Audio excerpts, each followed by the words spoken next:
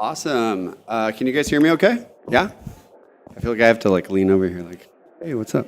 Hello, everybody. My name is Kevin Jones. I am a developer relations engineer. I'm also joined with Marcus here. We are co-presenting this and very...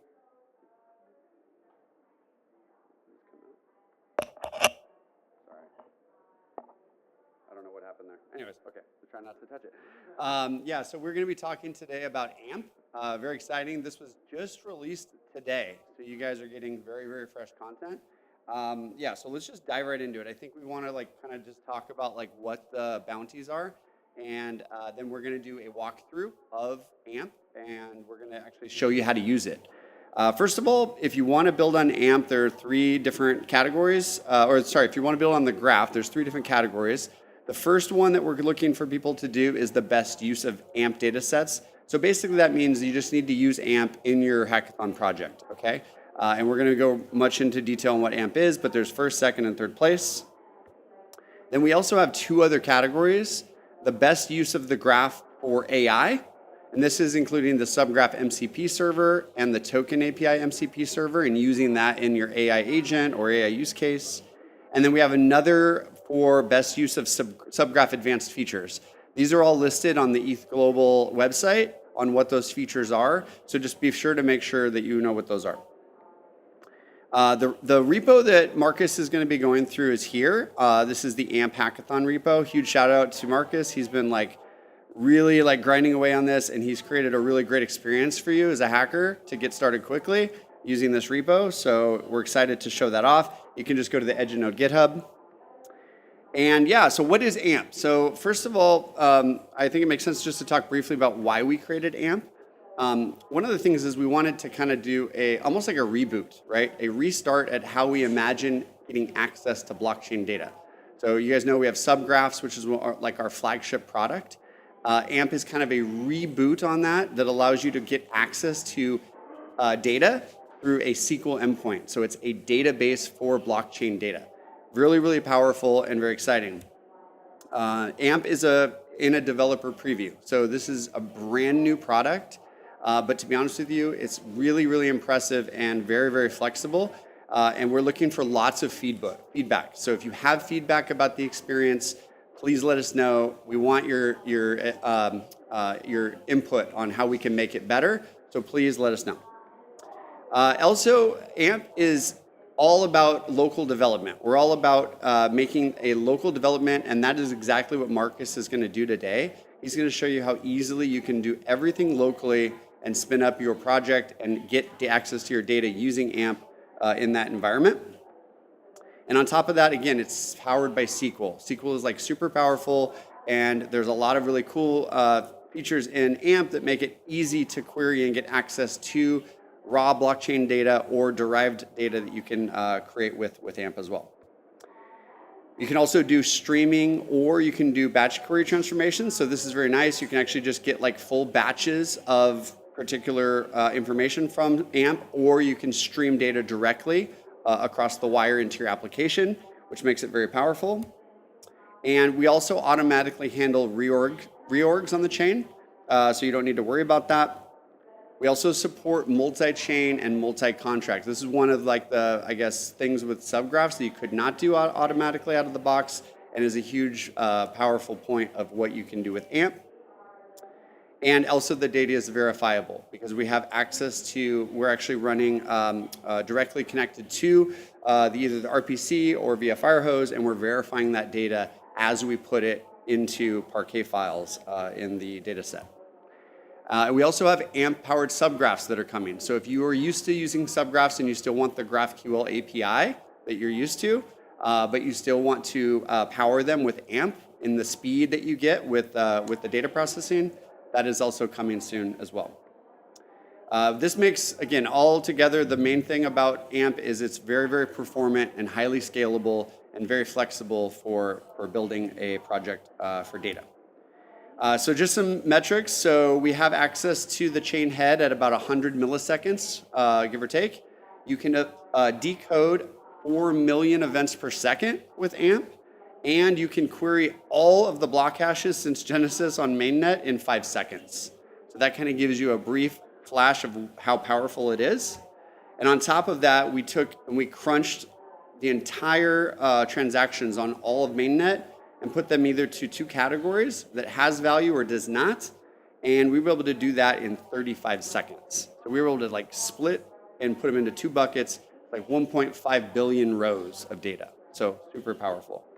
So let's do it. Let's bring up Marcus. Yes. Thank you, Kevin. Hi, everyone. I'm Marcus. I'm Senior Developer Relations at Edge and Node. Let's get building. And let's talk about databases. If anyone here has interacted with the graph before, you think indexing, indexing, indexing.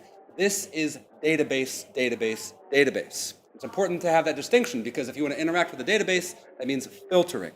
So if you before wanted to use subgraphs or substreams, how you'd get a specific contract address's data, you would do it differently than this. So as you're going in through the process of learning about AMP, just keep on going back to, if you want specifics, learn SQL if you don't know it, and if you know it, you're going to be in a good place, okay?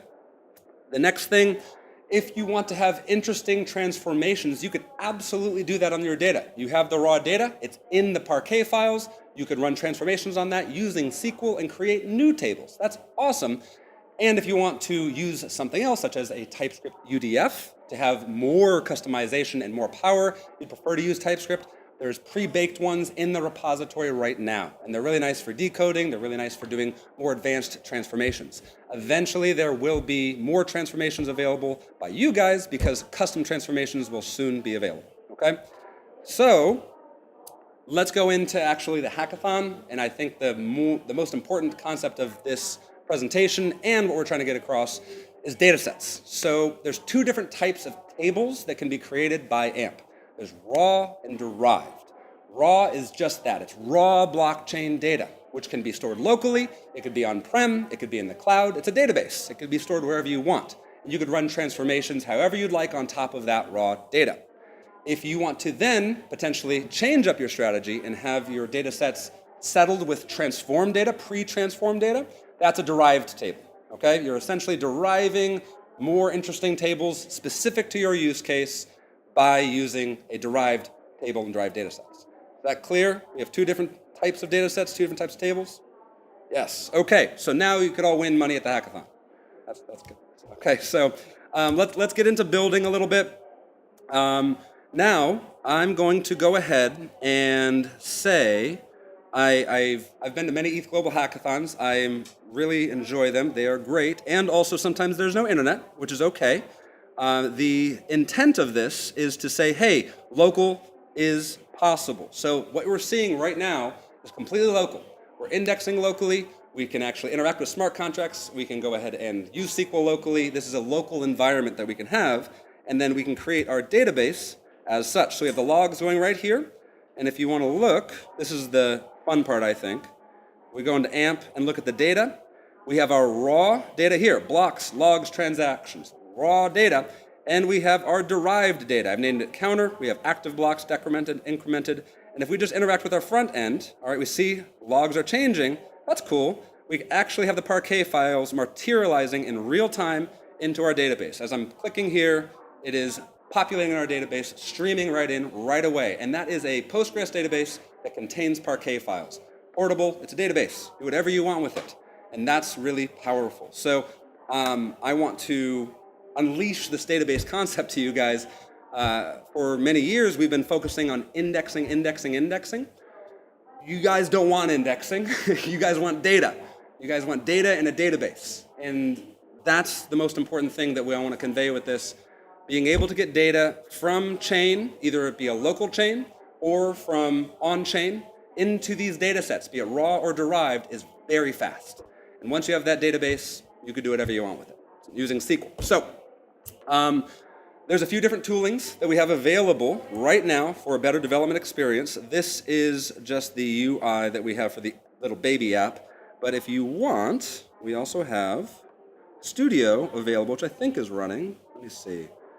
Yes, we have Studio running. Let's just shut it down because it's local.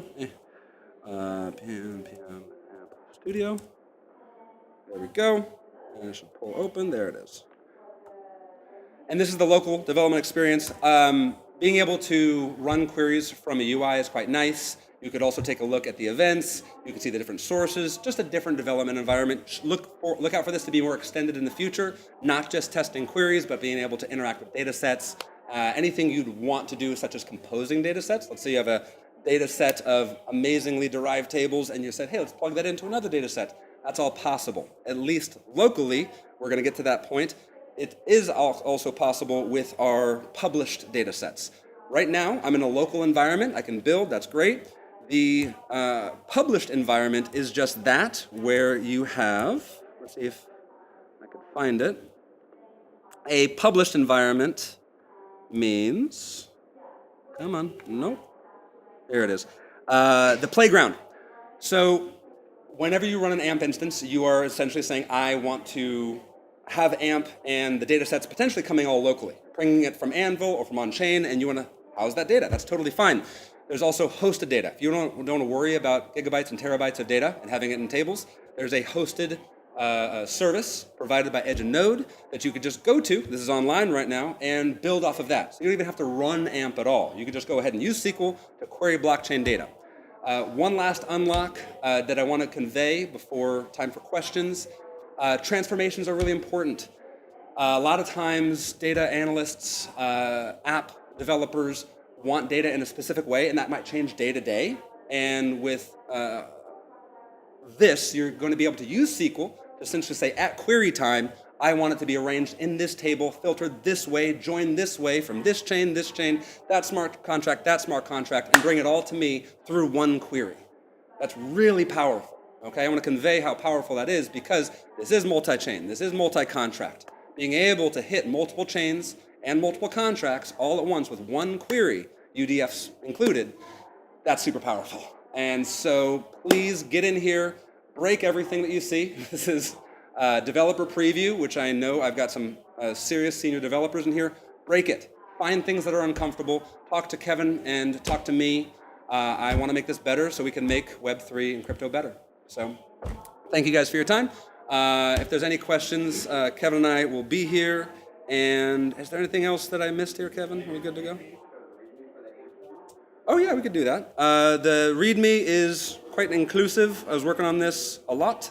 But essentially, it has a quick start. This comes with the repo, and I'll put up the QR in there. It's just install, just up, just dev. It's really quick to get going locally. It also has a pathway if you don't even want to start locally and you just want to go to the derived data sets that are online, that are already hosted, all the way from Genesis Block, already available for you. You can do that too through basically start with this README. It gives you a pathway to build locally, move to remote, or just start in remote and get building. That's what the prizes are for. Okay, cool. Let me pull up the QR code for that repository. There it is. And are there any questions? I think we have time for questions. Yes? Yes? Okay. Questions? Okay. Oh, we got a question. Hey. How do you handle reorganizations of the blockchain? Yes, it handles reorganizations automatically. Our senior engineers are about 100 meters behind you, and they'll be able to go into great detail on exactly how that's handled. Okay, but if it's automatic, I don't really care about it. I'm sorry? I can't hear you. If it's automatic, I don't really care about it. So you already answered my question. Thank you. Perfect. Okay, there you go. Yeah. I don't need to launch a subgraph. I can query directly. You do not need to launch a, great question.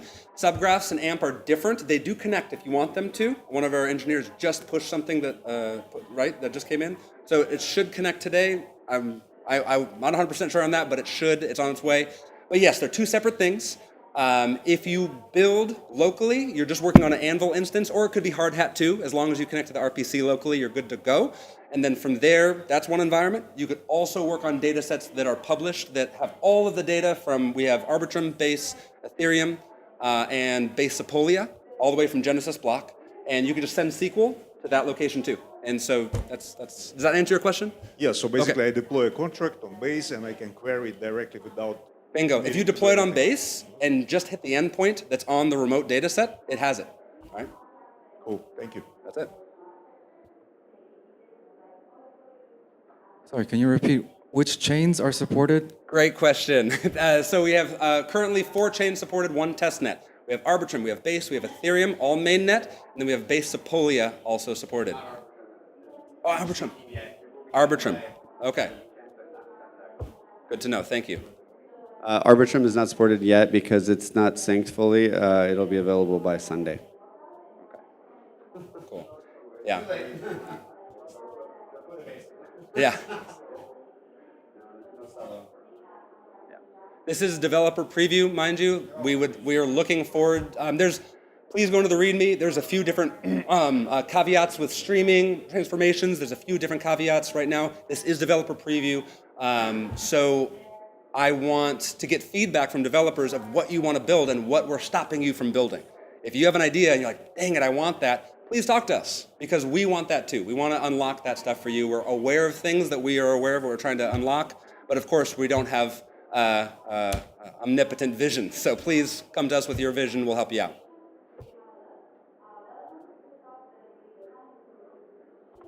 Okay? Okay. All right. Thank you guys for your time.